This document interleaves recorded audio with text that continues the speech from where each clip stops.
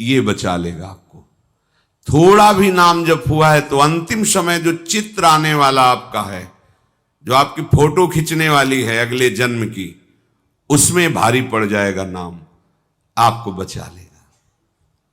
अगर उस समय भगवत स्मृति आ गई तो कहना क्या है, अगर नहीं भी आई और कोई संसारिक चित्र आ गया, भजन बहुत कम किया है, दुर्गुण दुराचार बहुत अधिक हुए हैं, तो अगली योनि मिलेगी पर वो महामंगलमयी होगी। जैसे हिरण की योनि मिली पर वो गंडकी नदी में ही अपने शरीर को खड़ा करके भजन कर रहे, चूक हो गई, प्रभु का विस्मरण हो गया, अब नहीं होने देंगे। उस पशु शरीर में वो निरंतर भजन करते हुए शरीर का त्याग किया, तो ब्रह्मबोध संपन्न महापुरुष जड़ भरत जी के रूप में उनका प्रादुर्भाव हुआ। भजन कभी नष्ट नहीं होता। प्रभु कह रहे हैं कि जीवन भर जो आप कर रहे हो वही आपकी अंतिम अगले योनि के लिए स्थिति होगी। अंतिम चिंतन के अनुसार मनुष्य को अगली योनि में जाना होता है, ये नियम है। प्रभु की स्मृति में यदि आप समय व्यतीत किए हैं, सत्संग सुना है, धाम के दर्शन किए, धाम वास किया, नाम जप कर रहे हैं, वाणी पाठ कर रहे हैं, भगवत कथा कह रहे हैं, सुन रहे हैं, ये वासनाएं एकदम नष्ट नहीं होती।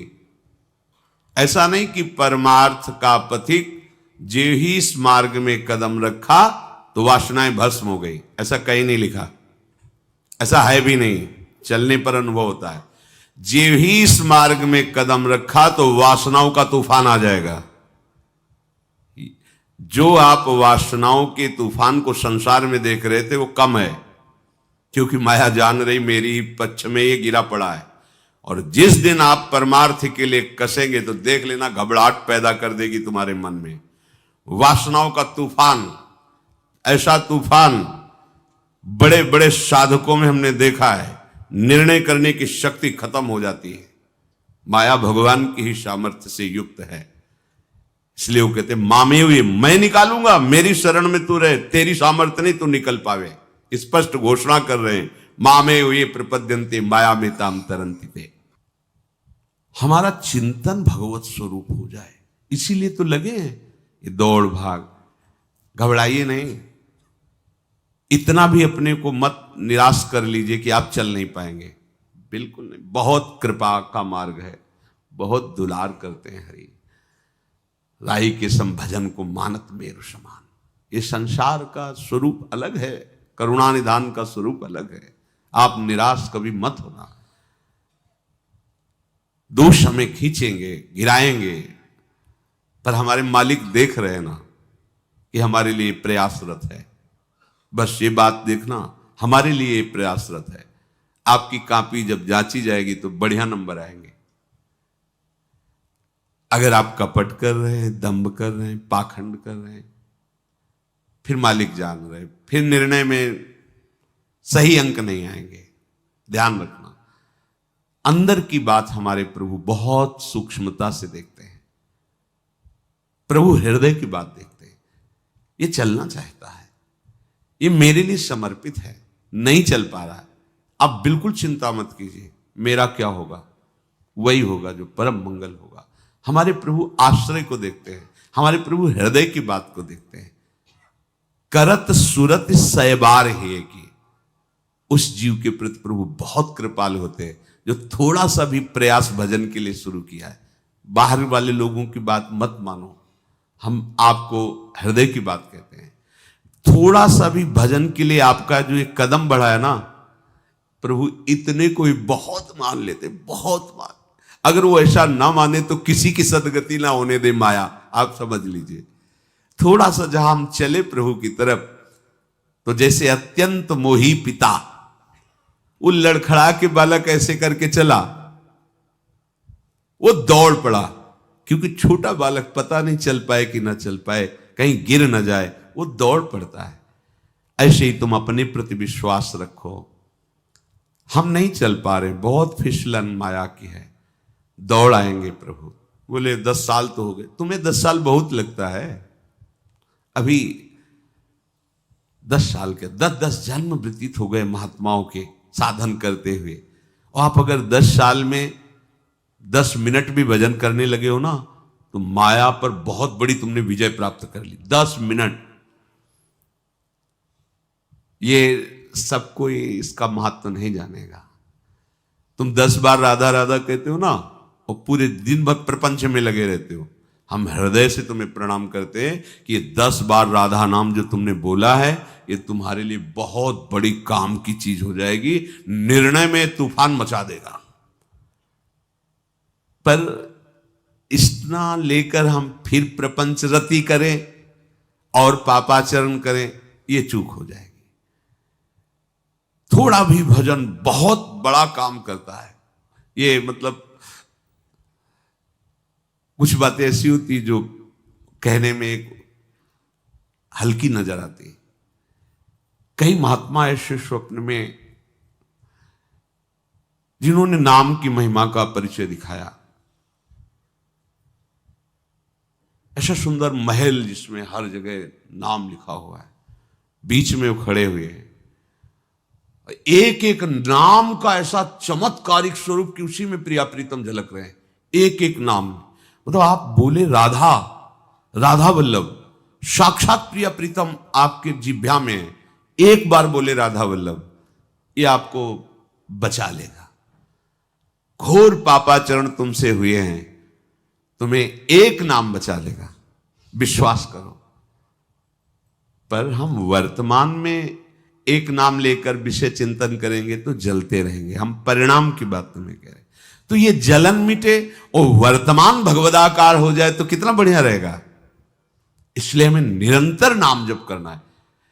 एक नाम के लिए हमारी इतनी श्रद्धा है, इतना विश्वास है कि फूल करके छाती, एक नाम ले लिया ना राधा, बात बन गई। ये बहुत बड़ा काम करेगा, बहुत बड़ा काम करेगा। इतनी बड़ी ट्रेन चलती है,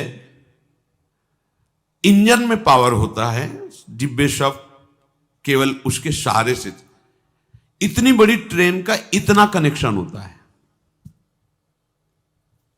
हजारों लोगों की यात्रा पूरी होती है इतने कनेक्शन से। एक राधा नाम का वो कनेक्शन मजबूत हो गया। जो भी बोला कि बड़े बड़े महापुरुष जो प्रिया प्रीतम को अपने हृदय में दुलार करते हैं, वो एक नाम लेने वाले को बचा लेंगे। हमारी की बात नहीं कहते, उन महात्माओं की बात कहते हैं। देखो, वो इष्ट के नाम का प्रभाव जानते हैं। व्यक्त अव्यक्त महापुरुष गोस्वामी जी जैसे कह रहे हैं, तुलसी जाके मुख से धोखे निकसत राम, ताके पग की पगतली मोरे तनु की। ओहो, अगर इसको हम अपनी बिल्कुल सरल भाषा में कहें तो इतना महान हो गया कि अगर मेरी चमड़ी उतार कर उसकी जूती बना दी जाए तो कोई बात नहीं। मतलब इतना महान वो हो गया, तुलसी जाके मुख से धोखे निकसत राम। ये महिमा किसने जानी? राम नाम में अपने जीवन को समर्पित कर दिया तो ये प्रभाव जाना। श्री राधा नाम, कृष्ण नाम आप उच्चारण किए थोड़े भी, अब आपको भयभीत नहीं होना है, पर प्रमाद करके विषयों की तरफ भी नहीं जाना है। परिणाम हमारा मंगल होगा, पर वर्तमान हमारा अमंगल ना हो, इसलिए हम प्रतिपल भगवत चिंतन में लगे। अगर हम विषय चिंतन करते रहे, बिल्कुल नाम नहीं जप किया, तो फिर हमारा कहीं ना कहीं किसी वस्तु व्यक्ति स्थान में ही राग रहता है, और परिणाम में वही। ये अंतिम समय बिल्कुल फोटो खींचने वाला समझो। जैसे फोटो खींच रही है और आपने मुंह टेढ़ा कर लिया, आंख बंद कर ली, तो आपकी वैसी फोटो आएगी। बस अंतिम समय फोटो समझो। आपका चित्त जहां है ठीक वही निर्णय, और चित्त वही होगा जो जीवन भर किया। भगवान कह रहे हैं सदा तद्भाव भाविता, जिस भाव से भावित रहे वही अंतिम सीन आएगी। हमें सदैव भगवत भाव से रहना है। हमारा भगवत भाव तभी रहेगा जब हमारे हृदय की भक्ति हर समय प्रकाशित रहे, मंद न पड़ने पावे।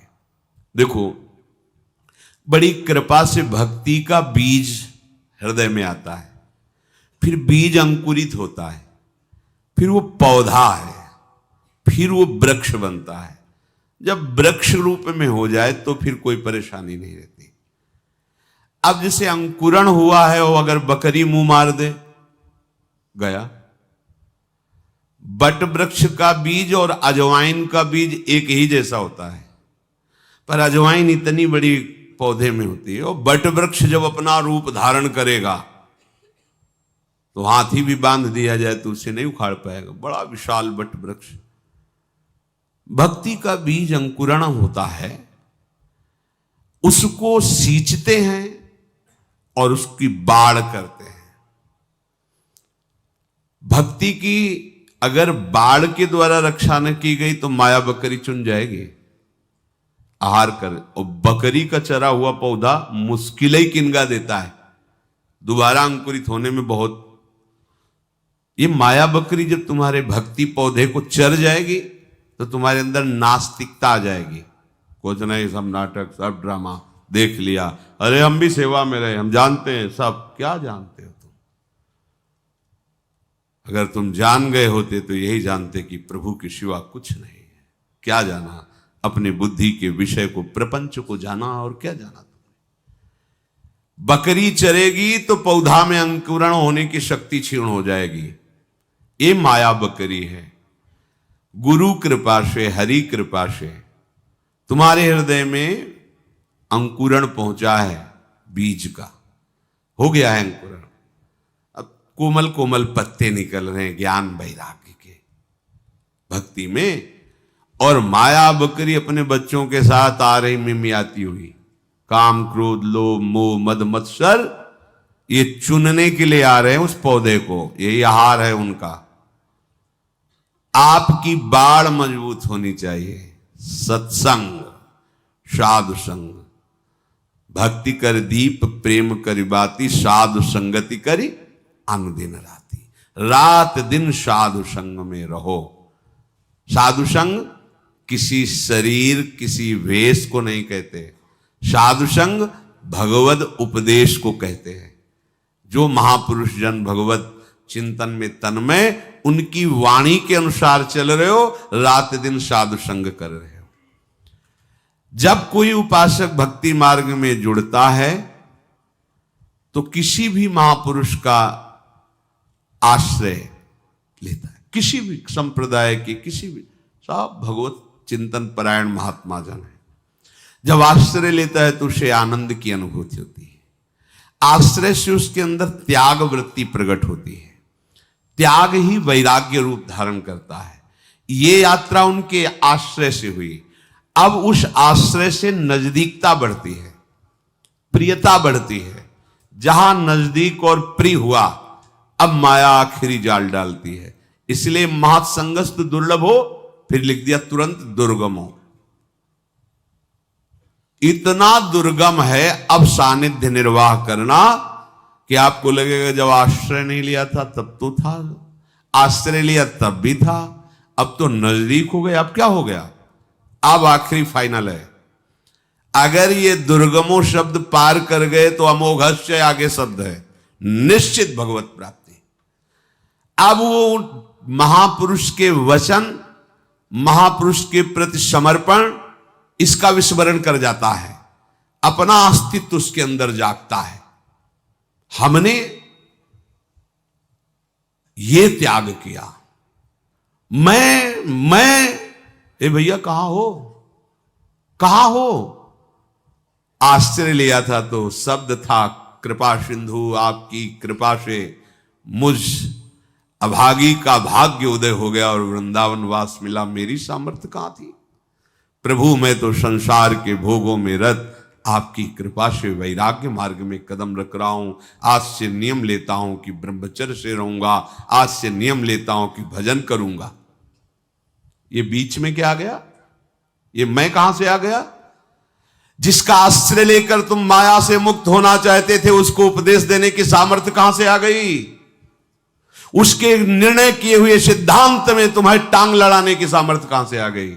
माया ने दी, माया ने। भक्ति के पौधे को बचाने की जगह तुमने बाढ़ हटा के गेट खोल दिया, आओ चुन जाओ। भैया सावधान, संतों के संग की बाढ़, सतवचन की बाढ़, सत चिंतन की बाढ़, यही तुम्हारे भक्ति पौधे को सुरक्षित। और जहां ये बढ़ा तो विशाल वृक्ष बन गया, और बट वृक्ष के नीचे आसन लगाने के लिए शिव आ गए। भगवान शिव का आसन कहां है? बट वृक्ष के नीचे। बट विश्वास अचल निज धर्मा, अपने भागवत धर्म में, प्रेम धर्म में अटल श्रद्धा, गुरु निष्ठा, नाम निष्ठा, धाम निष्ठा, सब कुछ नष्ट हो जाए, धाम नहीं छोड़ सकता। मुझे घोर दुर्गति प्राप्त हो लेकिन नाम नहीं छोड़ सकता।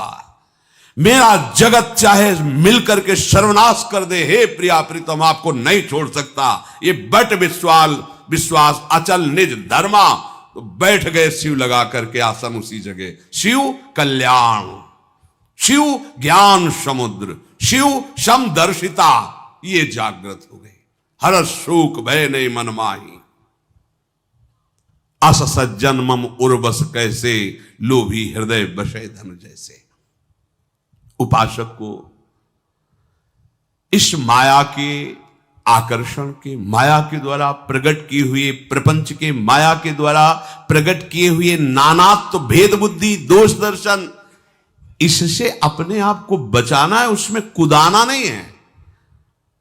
बहुत बढ़िया अवसर है ये। तो सौभाग्य मानो कि तुम्हें रोज सत्संग मिल रहा है। गांठ लगाते हो फौरन खोल करके कैसे फैला दी जाती है, मत लगाओ मत लगाओ।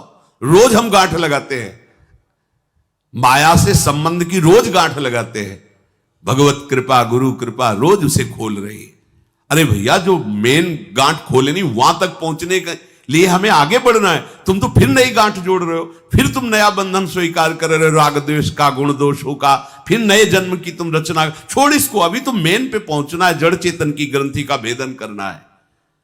उपासक समझे, जिसके आदेश और वचन पर आश्रय लेकर तुम इस ऊंचाई पर आ गए, धामवास, भोगों का त्याग, भगवत प्राप्ति के लिए नहीं जानते हुए भी उनके बताए मार्ग पर चल दिए, तो तुम्हें विश्वास होना चाहिए कि लक्ष्य भी मिल जाएगा। अब तुम ज्ञानी मत बनो, अब ज्यादा बुद्धि दौड़ाने की जरूरत नहीं है। तन्वांग मनोभिर्मलई सोहम तविवाश्रिता, आप जो चाहे जैसे चाहे नाथ, बस मुझे आपका भरोसा, आपका दृढ़ निश्चय, आपके लिए ही जीवन। हमारा हृदय भक्ति से लबालब भर जाए। देखो, नाचने का मन हो, रोने का मन हो, ऐसा लगे कि प्रभु मिले तो दौड़ के लिपट जाऊं और कहूं प्रभु अब कभी मत छोड़ना। ऐसी भावनाएं बननी चाहिए। या हम बैठे भावना क्या बना रहे, सोचो। तद्भाव भाविता, आप क्या भावना बना रहे? तुम्हें रोना आना चाहिए कि प्रिया जो इतने महीने, इतने साल वृंदावन वास करते हो गए आपके महल में, एक बार भी लाडली जो मुझे ऐसा नहीं लग रहा कि आप हो यहाँ, मुझे दिखाई नहीं दे रहा, अनुभव नहीं। प्रिया जो कृपा करो, गुरुदेव कृपा करो, हे वृंदावन राजधानी कृपा करो। हमारा रोना इधर होना चाहिए भाई, हमारा समय बर्बाद हो रहा है। हमारी समस्या का समाधान प्रियालाल है, संसार नहीं है, भोग नहीं है, अनुकूलता नहीं है, प्रशंसा नहीं है। हमारा समाधान प्रियालाल है। कोई भी कष्ट, कोई भी विपत्ति, कोई भी समस्या आपको तभी परास्त कर पाएगी, आएगी परास्त तभी कर पाएगी जब आप आज्ञा का उल्लंघन करेंगे, भगवत विस्मरण करेंगे। दो शब्द याद रखो, बहुत प्यार से समझा रहे हैं। हमसे भी जहां भी त्रुटि होती है, वहां हम भगवत विस्मरण जब किए होते हैं, जब भगवत चिंतन रहित सेकंड होता है, उसी सेकंड में चाहे गुस्सा हो, चाहे कामना हो, चाहे किसी के प्रति घृणा भाव हो, तभी आएगा। जब हमारा अखंड चिंतन चल रहा है तो कभी नहीं आ सकता। बड़ी से बड़ी भावनाएं विपरीत होने पर भी एक मस्ती रहती है। हम अपनी भक्ति को स्वस्थ करें, पुष्ट करें, और श्रृंगारित करें। श्रृंगारित भक्ति को देखकर हरि रीझ जाते हैं और प्रिया सहित आकर उसके हृदय में खेलने लगते हैं। भक्ति का जो श्रृंगार स्वरूप बड़ा सुंदर वर्णन किया है, ध्यान पूर्वक हम सुने। हम सबको भक्ति का श्रृंगार अपने हृदय में करना है। बोले श्रद्धाई फुले लयो उबटनो श्रवण कथा, मैल अभिमान अंग अंगनी छुड़ाइए, मनन सुनीर अनवाई अंगुछाई दया, नवनी बसन पन शोधो ले लगाइए, आभरण नाम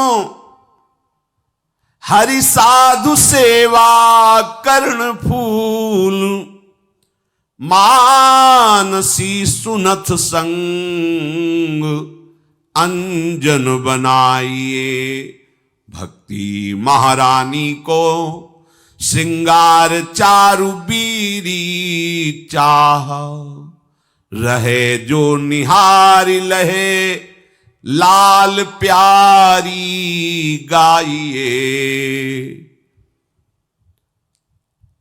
हमारे हृदय में भक्ति है, पूरे जगत में सबके अंदर भक्ति है। सब जग देखो चाहि काहि कहो हरि भक्ति बिनु, सेवक जी महाराज के। कोई भी बात मनमानी नहीं है। किसको कौन भक्ति से रहित है? पूरा जगत हरि की भक्ति से युक्त है। आप कैसे कह सकते हैं कि हरि की भक्ति से युक्त है? क्योंकि उनको दिखाई दे रहा है हरि ही पदार्थ बने हुए हैं, हरि ही व्यक्ति, हरि ही दृश्य, हरि ही।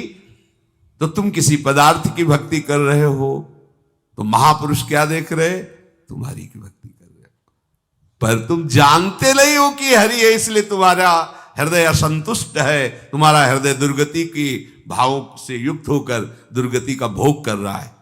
तुम जिससे मिल रहे हो, तुम जिससे देख रहे हो, जिससे तुम प्यार कर रहे हो या जिससे तुम नफरत कर रहे हो, वो हरि है, दूसरा नहीं है।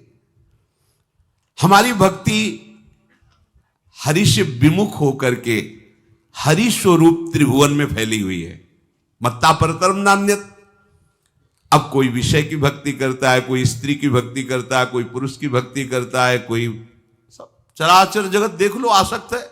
भक्ति का तात्पर्य है अपने भावों का उसके प्रति समर्पण करना, अपना उसे प्रीतम मान लेना। कोई व्यसन को प्रीतम माने, कोई भोग को प्रीतम माने, कोई पदार्थ को, कोई